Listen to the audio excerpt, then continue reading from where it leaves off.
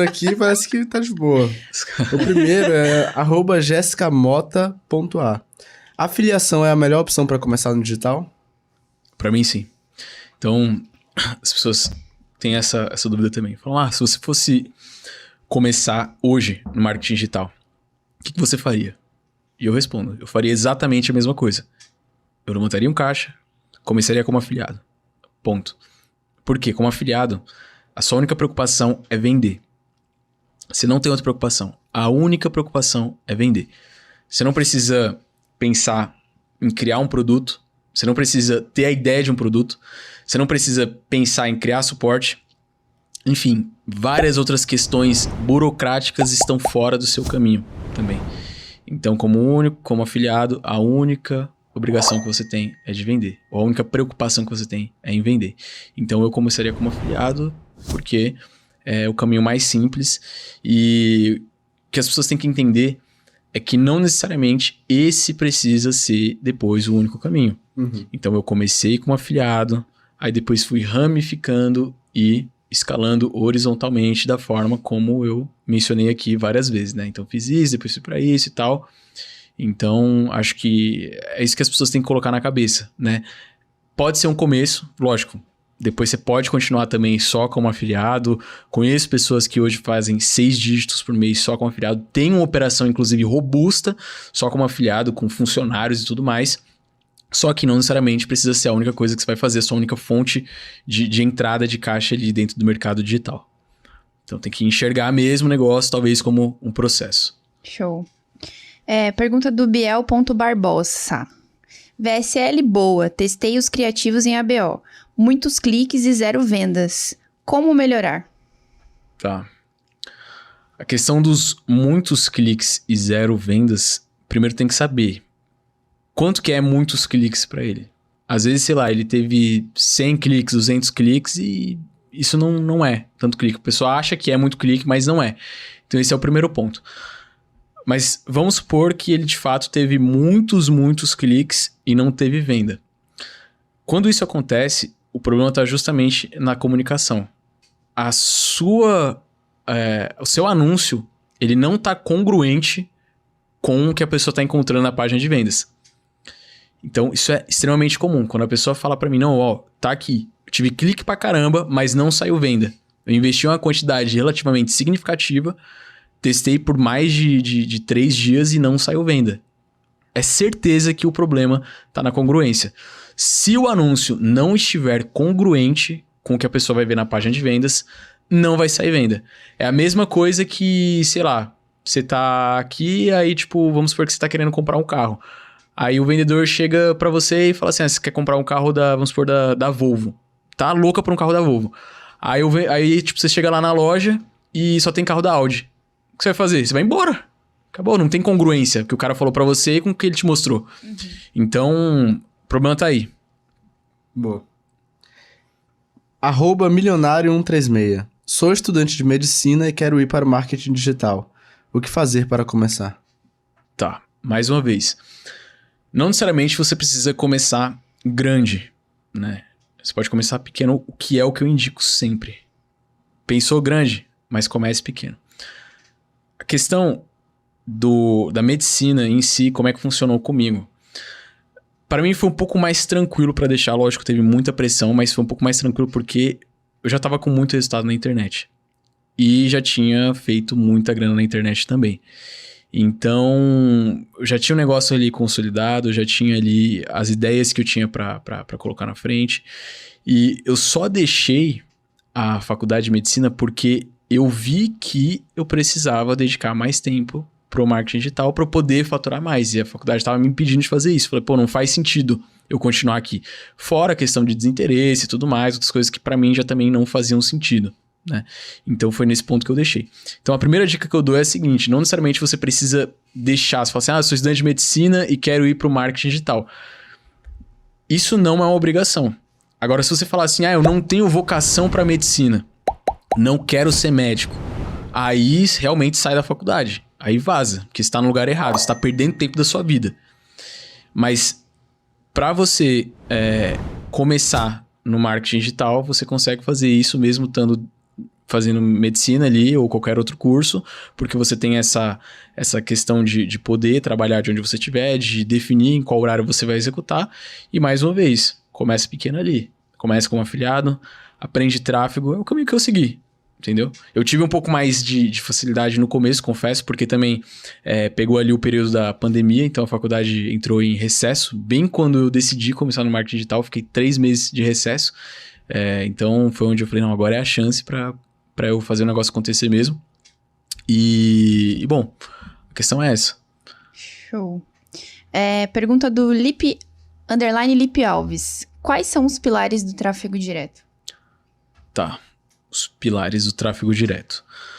Cara, de modo geral, aquilo que eu mencionei bastante aqui. O tráfego é um negócio que, a partir de certo ponto, ele vai se tornar mecânico. Então, eu diria que para você ter sucesso no tráfego direto, o principal não é o tráfego.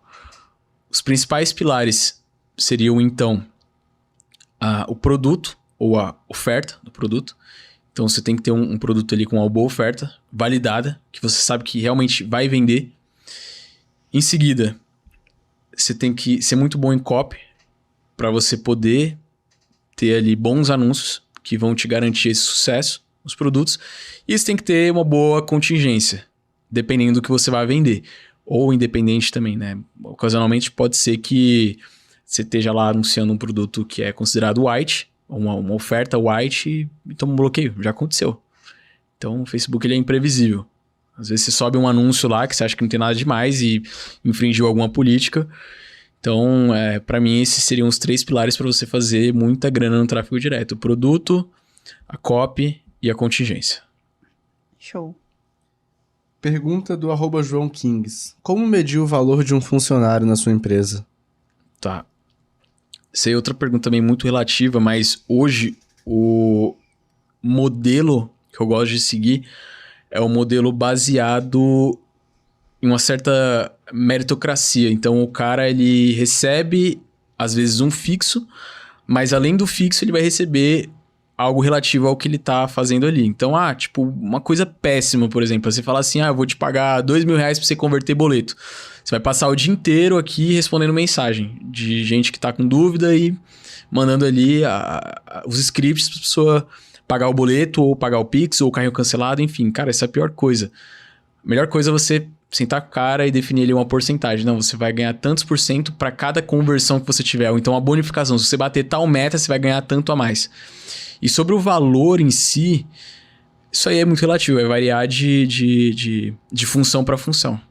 É algo que, tipo, realmente não tem como eu falar assim, o cara que vai converter boleto, ele tem que ganhar um salário mínimo, 2 salários mínimos. Isso aí não é bem, tipo, relativo mesmo e depende do tamanho da operação, depende do quanto que essa pessoa vai trabalhar ali, depende de quantas horas, depende de se ela vai trabalhar de madrugada, se for preciso, de final de semana, tudo isso aí tem que ser realmente ajustado, mas a dica que eu dou em relação a pagamento de funcionários é essa.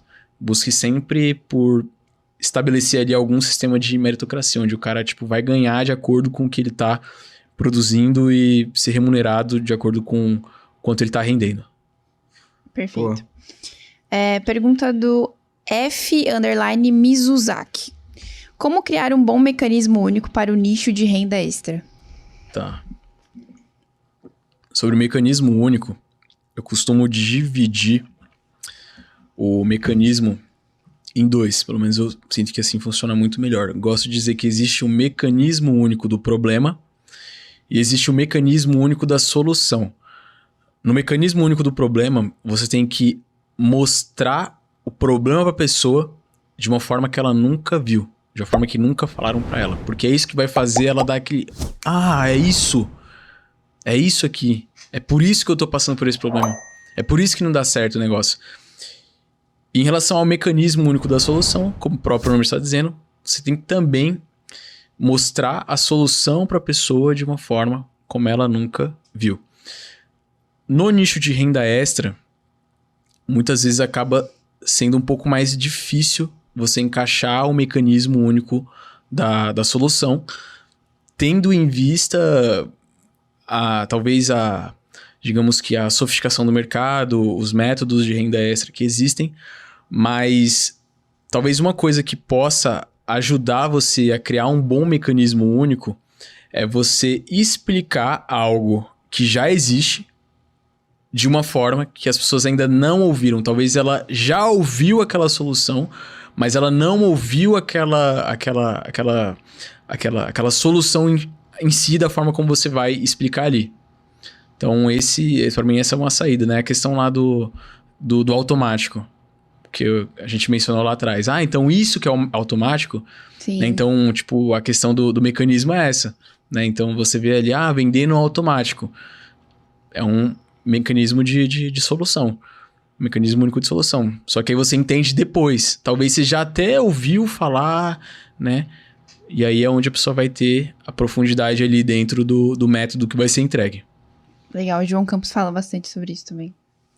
Só me veio robô de salários na cabeça. O que é isso? É um mecanismo único aí.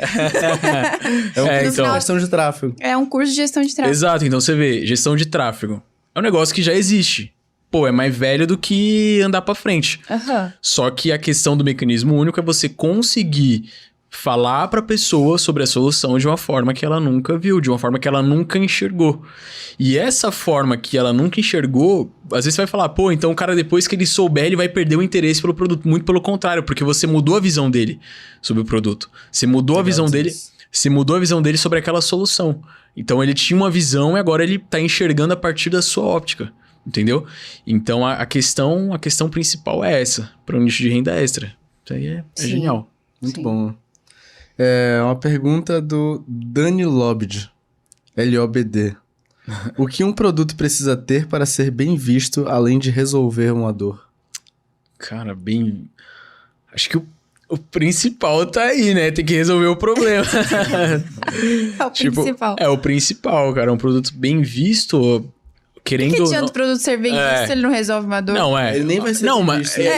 a questão é essa. Além de resolver... Acho que a pergunta foi meio... Tá? Porque, assim, o que vai realmente dar nome ao produto e dar longevidade para esse produto é o resultado.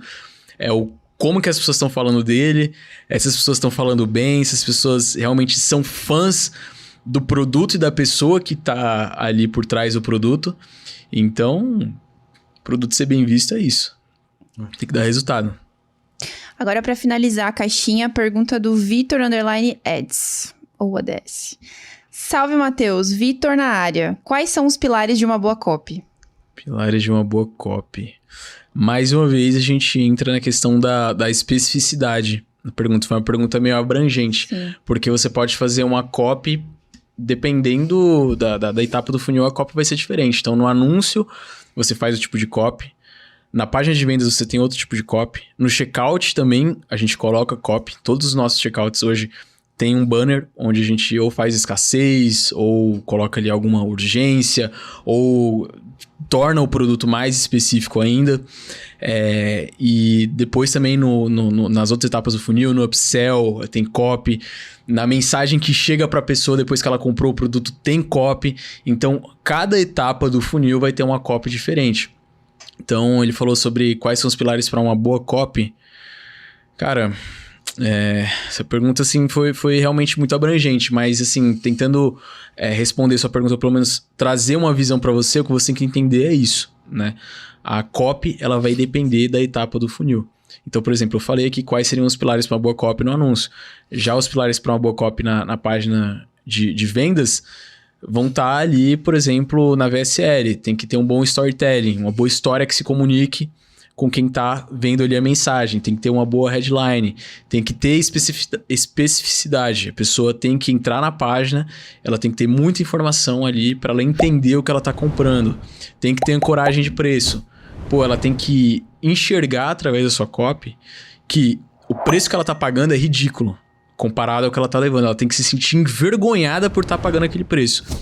Ao ponto de que até gere dúvida nela. Inclusive, muitas pessoas que compram os produtos aí que eu vendo em diversos nichos, é comum o cara chegar ali e falar, eu não comprei porque parecia bom demais pra esse preço. eu pagaria, tipo, muito mais e acabei não comprando. É realmente isso mesmo? Chega lá no suporte falando isso. É realmente isso? Eu não comprei porque eu falei, pô, é bom demais pra ser verdade. E a gente fala, não, explica, é isso mesmo e tal. E aí joga ali outros gatilhos na cabeça da pessoa e tal. Mas enfim, para cada etapa do funil você vai ter pilares diferentes, onde você vai trabalhar mais ou menos sobre esses pilares. Show. Muito bom, muito bom. E não terminamos porque nós costumamos finalizar nosso episódio com uma pergunta reflexiva. Topa? Depende da reflexão. Se for muito reflexiva, aí eu vou ter que refletir pra responder. You move slow and I move fast.